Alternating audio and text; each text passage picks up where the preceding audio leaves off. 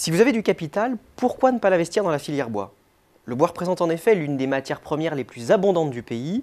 La forêt recouvre 30% du territoire français et sa surface progresse depuis 50 ans. Mais cette ressource est pour le moment extrêmement mal exploitée. Jugez plutôt. La balance commerciale du secteur accuse un important déficit, moins 4,4 milliards d'euros. Regardons le cas de l'Allemagne pour comprendre le gâchis. Outre-Rhin, c'est un excédent de 5,4 milliards d'euros, alors que l'Allemagne a moins de forêts. Alors comment mieux exploiter ce bois et en faire une filière d'avenir? Le premier impératif est de favoriser le regroupement des propriétés forestières. Actuellement, la forêt française est véritablement atomisée, 3,5 millions de parcelles. On peut donc imaginer que les pouvoirs publics agiront en faveur du regroupement ces prochaines années en mettant en place, par exemple, une fiscalité incitative. Deuxième impératif, accroître la taille des entreprises qui prélèvent et transforment le bois de forêt.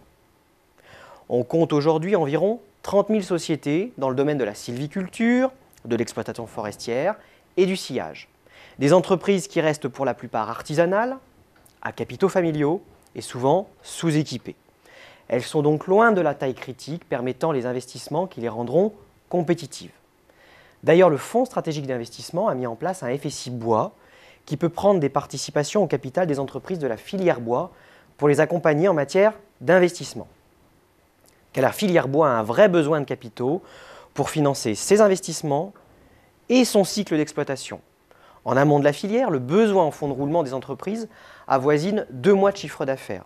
Les opérateurs ont en effet besoin de temps pour récolter le bois, le faire sécher et le transformer pour répondre à la demande des clients. Les stocks pèsent aussi très lourd, ce qui suppose d'avoir une trésorerie importante. Or, tout cela paraît bien difficile pour des entreprises de taille artisanale. Voilà pour les problèmes en amont de la filière. Mais l'aval peut aussi être amélioré. Les entreprises françaises de transformation du bois ne parviennent pas aujourd'hui à produire suffisamment de valeur ajoutée. Résultat, la France importe et creuse le déficit commercial de sa filière.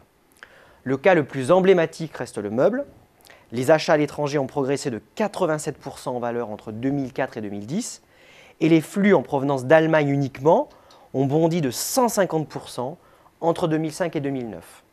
Autrement dit, c'est un peu comme si la France avait du pétrole dans ses sous-sols, mais était obligée d'importer l'essence en l'absence de raffinerie. Les problèmes de la filière sont d'autant plus urgents à résoudre qu'il y a de vraies perspectives pour cette ressource en France. La réglementation impose un certain volume de bois à utiliser parmi les matériaux de construction d'un bâtiment. Les maisons en bois sont à la mode et le bois énergie est en plein essor. Donc oui, le bois est une ressource d'avenir. Et il ne manque plus qu'un peu de bonne volonté pour en faire un avantage compétitif de la France.